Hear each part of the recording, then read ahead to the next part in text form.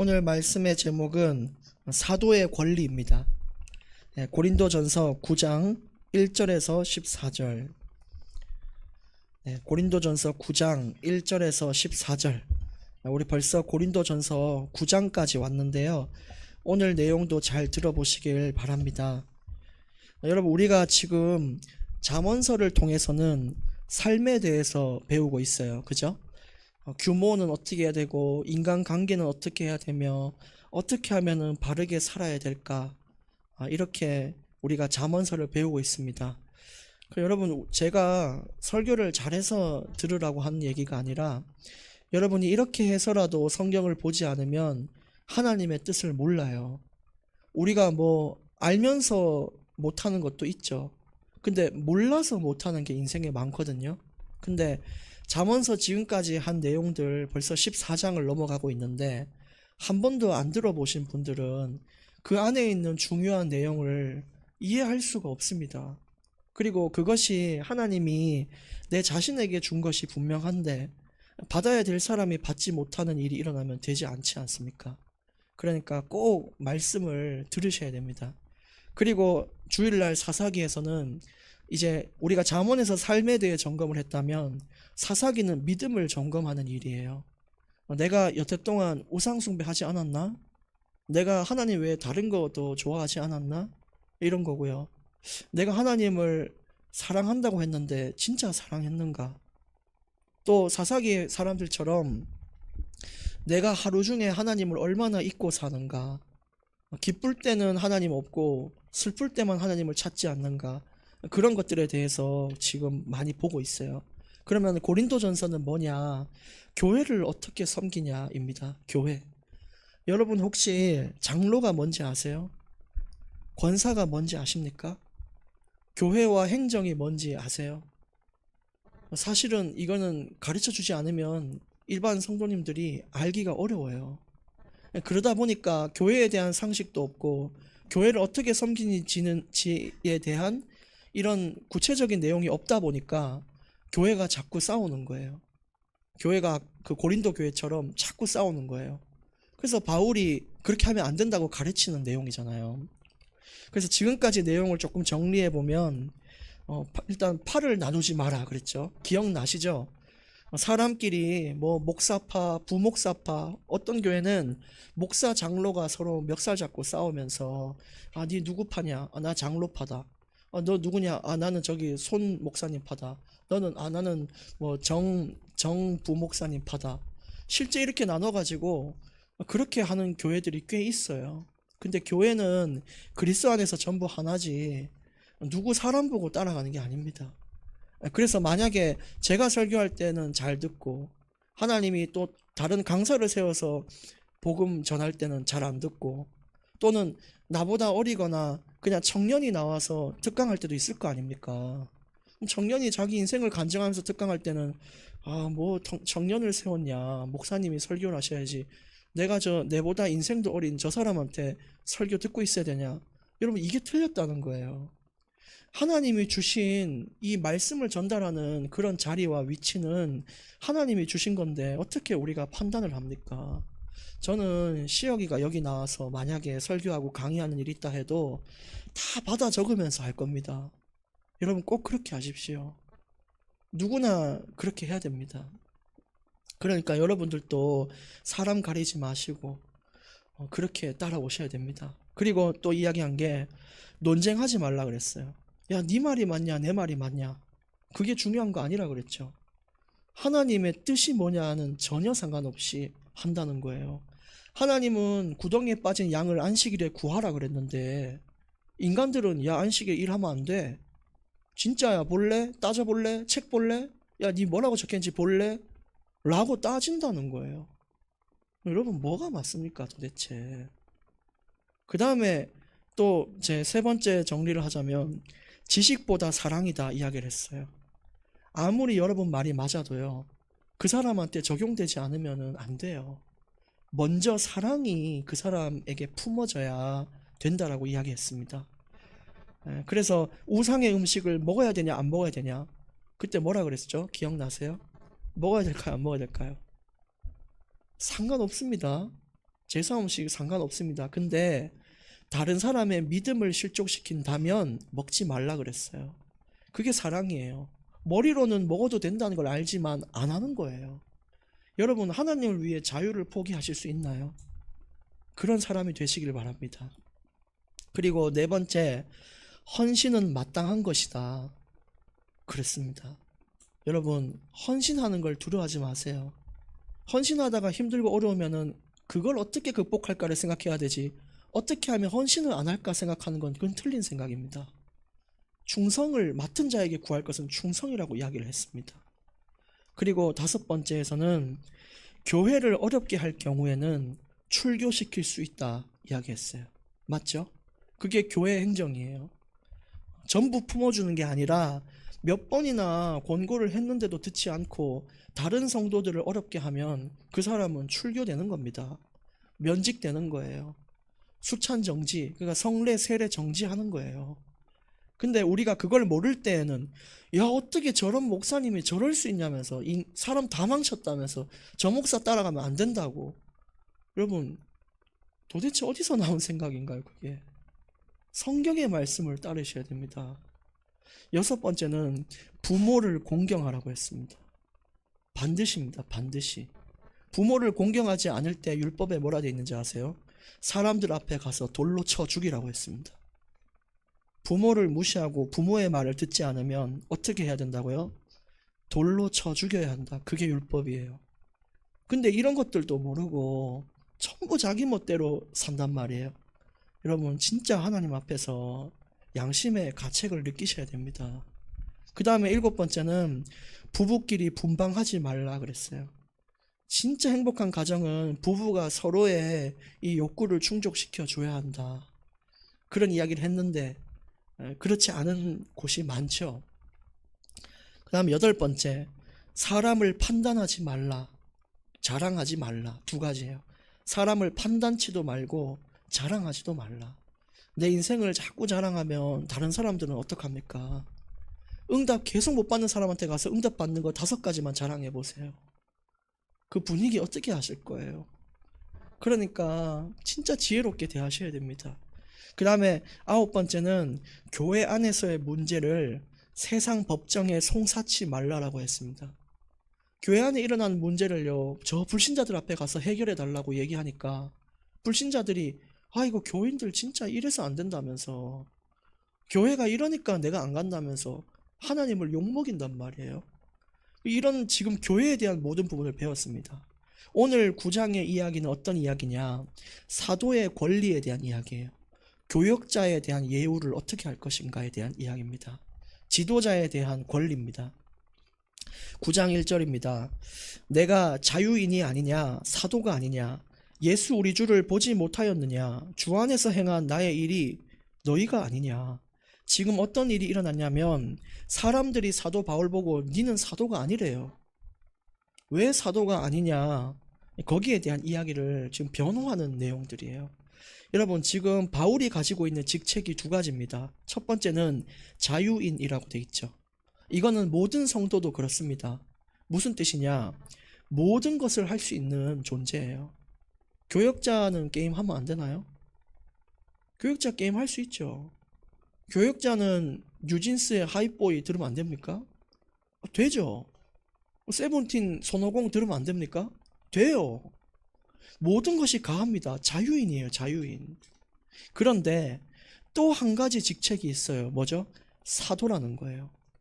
그렇기 때문에 내가 모든 것을 할 수 있지만 내가 사람들 앞에서 사도로서의 그 본을 보이기 위하여 절제하면서 살아온 게 바울의 인생이었어요. 근데 여러분, 이거는 사도뿐만이 아닙니다. 우리도 자유인이잖아요. 다 할 수 있어요. 근데 하나님의 자녀라는, 권사, 집사, 성도라는 그 타이틀이 있기 때문에 내가 모든 걸 할 수 있습니다. 마약도 할 수 있고 뭐 어디 가서 사람 폭행도 할 수 있는데 안 한다는 거예요. 안 한다는 거예요. 할 수 있지만. 그래서 그러면서 자기가 왜 사도인지를 얘기하는 거예요. 예수 우리 주를 내가 만났다. 다메섹 도성에 갈 때 내가 예수님을 직접 만났는데 어떻게 내가 사도가 아니냐. 그가 나를 택한 백성이고 그릇이라고 이야기를 분명히 하셨다. 그리고 주 안에서 행한 내 일을 봐라. 너희들에게 복음을 전달한 자가 누구냐? 이 고린도 교회를 세운 자가 누구냐? 지금까지 주의 일을 감당한 자가 누구냐? 바로 나지 않냐? 너희들이 그것을 알면서 어찌 나에게 사도가 아니라고 주장하냐라고 이야기를 하면서 시작하는 거예요. 2절, 다른 사람들에게는 내가 사도가 아닐지라도 너희에게는 사도이니 나의 사도됨을 주 안에서 인친 것이 너희다, 이렇게 얘기한 거죠. 그러니까 다른 사람들은 내가 뭘 했는지 몰라서 그럴 수 있지만 너희들은 나를 겪어봤지 않냐고, 하나님이 나를 사용하셔서 하신 일을 받지 않냐고, 너희가 나 때문에 그리스도를 알아서 여기에 와 있는 너희들이 증인 아니냐고. 이 고린도 교회가 존재하는 것 자체가, 그리고 너희들이 존재하는 것 자체가 내가 사도임을 증명하는 너희들이 증거 자료가 아니냐고 이야기를 하는 거예요. 근데 3절에 나를 비판하는 자들에게 변명할 것은 이거다. 그러니까 사도임을 부정하는 자들이 자꾸 있는 거예요. 여러분, 왜 사도임을 사람들이 부정을 했을까요? 우리는 딱 봐도 사도 바울이잖아요.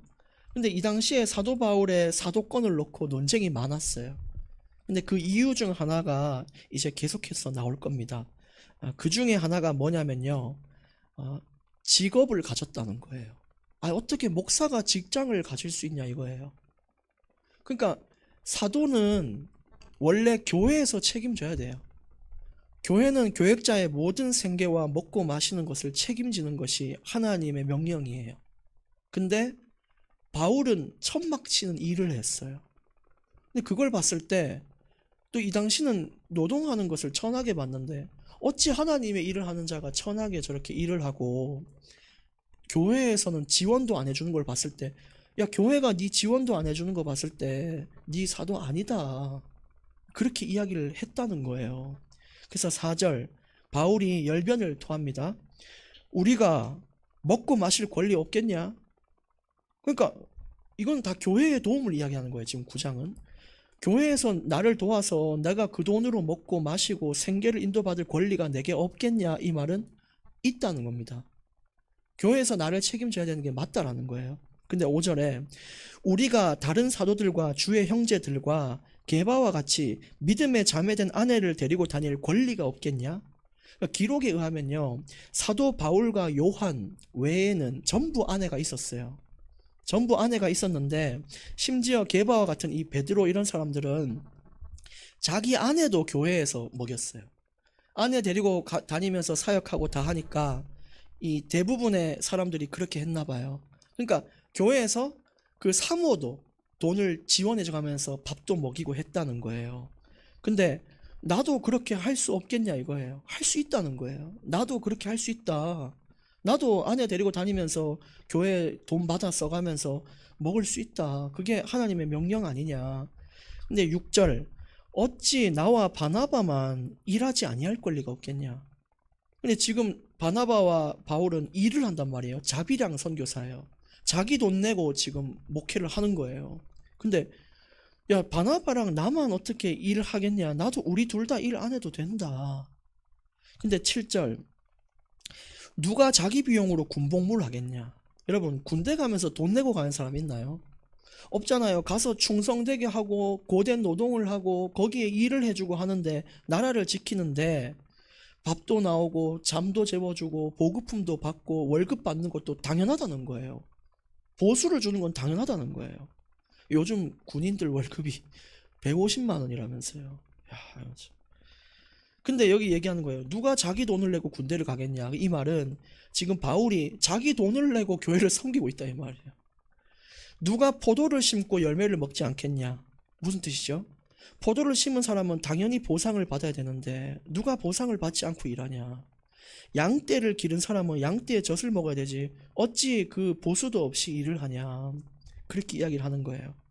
8절, 내가 사람의 예대로 이것을 말하느냐. 율법도 이것을 말하지 아니하느냐. 이것이 마땅한 예우라는 거예요. 교역자에 대한 생계를 책임지는 것이 교회의 예우고 율법에서도 그렇게 명령했다. 9절, 모세의 율법에 곡식을 밟아 떠는 소에게 망을 씌우지 말라 기록하였으니, 곡식을 밟아 떤다, 이것이 소가 발로 밟아서 그 곡식 미라를 밟아서 알을 분리시키는 그런 작업을 말해요. 근데 그렇게 작업을 했는데 그렇게 일을 하는 소가 먹을 수 있도록 입에 마개를 씌우지 말라는 거예요. 일을 했으니까 그것을 먹는 것은 마땅한 예우라는 거예요. 하나님께서 근데 이걸 이야기한 게 하나님께서 소들을 위해 염려하려고 이걸 적었냐 이거예요. 이게 다 복음을 전하는 자들의 생계를 위해서 적으신 율법이라는 거죠. 10절 오로지 우리를 위하여 말씀하심이 아니냐. 과연 우리를 위하여 기록된 것이니 밭 가는 자는 소망을 가지고 갈며 곡식 떠는 자는 함께 얻을 소망을 가지고 떠는 것이다. 그러니까 열심히 노동하고 수고하는 사람은 거기에 대한 보상에 대한 소망이 없을 수가 없다. 그걸 바라보고 하기 때문에 또 힘도 난다라고 이야기를 하는 거예요. 그렇게 이야기를 하는 거죠. 11절 우리가 너희에게 신령한 것을 뿌렸은즉 너희의 육적인 것을 거두기로 과하다 하겠냐. 그러니까 앞에서 지도하고 너희들을 위해 내가 생계를 이렇게 놔두고 복음을 전한다. 그러니까 바울이 성도들에게 전한 복음이 생명의 말씀이고 어떤 것과도 바꿀 수 없는 가치 있는 그런 말씀을 가지고 지도하는데 근데 육신적인 보상이 나에게 과하다라고 할 수 있겠냐라는 거예요. 하나님의 그것을 비밀을 맡아서 충성되게 일하는 자에게 육신적인 보상이 과하지 않다라고 이야기하는 것입니다. 12절 다른 이들도 너희에게 이런 권리를 가졌거든 하물며 우리일까 보냐. 그러니까 다른 사도들은 전부 이렇게 보상을 받는데 우리는 그 권리가 없겠냐? 라고 이야기하는 거예요. 그러나 우리가 이 권리를 쓰지 아니하고 범사에 참는 것은 그리스도의 복음에 아무 장애가 없게 하려 함이다. 그러니까 사도 바울이 교회에 대한 재정적 지원을 받지 않겠다고 이야기한 이유가 있다는 거예요. 그게 뭐냐면 고린도라는 지역을 이해하셔야 되는데 고린도 지역은 돈과 권력에 민감한 도시였어요. 얼마나 민감했냐면은 이 당시에 제일 잘 나가는 사람이 철학자였어요. 그럼 철학자가 그 앞에 서가지고 철학을 논하겠죠. 한마디로 설교를 한 거예요. 강의를 한 거예요. 근데 그 설교를 할 때마다 돈을 받았을까요? 안 받았을까요? 받았죠. 무진장 받았죠. 돈 받고 또 그 강의가 많고 보수가 클수록 그 사람은 제일 잘 나가는 철학가예요. 그러니까 사람들은 그 사람을 존경하는 사람도 있겠지만 비판하는 사람도 있었어요. 야, 저 진짜 돈만 뜯어간다고. 앞에서 그냥 말만 하고 돈 뜯어간다고 이렇게 했다는 거예요. 근데 문제는 그게 교회의 교역자에 대한 잣대가 또 돼버렸어요. 그래서 설교한다고 해서 교회에서 재정적 지원을 받는다는 것이 사람들 눈에는 가시였던 거예요. 아니 저 사람한테 돈 왜 주냐고. 그리고 또 문제가 됐던 게 제대로 된 사람은 괜찮은데 제대로 되지 않은 교역자들은 교회에서 받은 재정을 생계에 사용하지 않고 사치를 부렸던 거죠. 예를 들어 뭐 수십억의 시계를 산다거나 뭐 자동차를 막 몇 대를 구입하고 성도들은 다 굶어 죽어가는데 자기 혼자 막 금반지 뭐 옥반지 뭐 에메랄드 다 끼고 그러고 있다는 거예요. 근데 그런 것들은 진짜 문제인 거거든요. 그래서 바울이 돈을 밝힌다고 비판을 받았다는 겁니다. 그래서 내가 돈 받는 것이 마땅하고 당연한 건데 그게 사람들이 자꾸 비판해서 복음에 막힘이 되면 내가 안 받겠다라고 이야기를 했다는 거예요. 그래서 그 권리를 포기한 이유가 어떤 사람이라도 좀 시험 들지 않게 하려고 했다는 거죠. 그래서 이제 교역자는 교회에서 합당한 지원을 해주는 것이 맞는데 그러나 사치를 절대 부려서는 안 되고 자기 재산을 불리는 데에 교회 재정을 이용해서는 안 되는 것입니다. 네, 그래서 13절 성전의 일을 하는 이들은 성전에서 나눈 것을 먹으며 제단에서 섬기는 이들은 제단과 함께 나누는 것을 너희가 알지 못하냐. 그 교회가 먹여 살리는 것은 당연하다라고 이야기를 하는 거예요. 14절 이와 같이 주께서도 복음 전하는 자들이 복음으로 말미암아 살리라 명하셨느니라. 누가 명했다는 거죠? 주께서 명하신 이야기입니다. 그래서 이 모든 교역자의 먹고 사는 생계적 재정적 지원의 원리는 예수님이 가르치신 원리이고 사역자를 돕는 것이 복음 사역의 일부임을 증명하는 성경입니다. 그래서 이런 말씀을 드렸는데 사실은 교역자로서 어느 날 나를 정해서 고린도전서 9장을 하자, 이게 어려운 교역자들이 많을 거예요. 저 같아도 잘 안 됩니다. 이게 잘못 들리면은 돈 내놓으라는 거거든요. 근데 그런 의미가 아니고 우리가 지금 고린도전서 1장부터 했는데 순서가 9장이 된 거예요. 9장이 돼서 말씀을 드린 거고 또 이것이 하나님의 말씀이 맞습니다. 그래서 나중에 또 교회가 커지고 또 어떻게 되고 하게 되면 교역자의 사례나 이런 부분에 대한 오해가 없도록 여러분들이 주변 사람들과 소통이 잘 돼야 되고요. 또 그것이 뭐 기쁜 일이다 이렇게 여겨주셨으면 감사하겠습니다. 예, 결론 두 가지 말씀을 드립니다. 첫 번째, 교역자와 성도가 서로 존중되는 교회. 이게 중요합니다. 교역자와 성도가 서로 존중되는 교회, 존중하는 교회 이렇게 해도 되겠네요. 아까 말한 거의 정리예요. 교회나 성도는 교역자를 위하여 이렇게 재정적 지원을 할 수 있지만 교역자는 그것이 성도에게 부담이 된다면 안 할 수 있는 겁니다. 그게 서로의 존중이에요. 그 다음에 두 번째, 보상의 소망을 가져라입니다. 물론 일하는 교역자도 교회의 보상을 좀 받으면 좋지만 이거는 교역자뿐만이 아니고요. 여러분이 가는 그 현장 일하는 곳에서도 하나님을 위하여 일하는 그 중심 속에 하나님의 보상이 있음을 믿으시길 바랍니다. 천국의 보상도 있고요. 또 자녀가 형통한 보상 있고요. 내 인생의 기쁨의 날들이 많은 보상 많아요. 그러니까 오늘 이 두 가지를 가지고 또다시 교회에 대한 내용을 정리하는 날이 되시기를 그렇게 예수님의 이름으로 축복합니다. 기도하겠습니다. 하나님 감사합니다. 오늘 또 교회의 교역자에 대한 이런 부분들을 알게 해주셔서 감사합니다. 교역자와 성도가 서로 오해되지 않고 존중되는 교회가 되게 하여 주시옵시며 우리가 서로를 도우며 섬길 수 있으면 힘을 다해 그렇게 할 수 있도록 하여 주시옵소서. 하나님의 명령 따라 잘 섬기게 하시며 교회도 든든히 서게 하시고 또 우리가 비록 자유인이나 하나님 앞에 그 자유의 권리를 내려놓을 수 있는 믿음도 같이 가질 수 있게 하여 주옵소서. 예수님 이름으로 기도합니다. 아멘.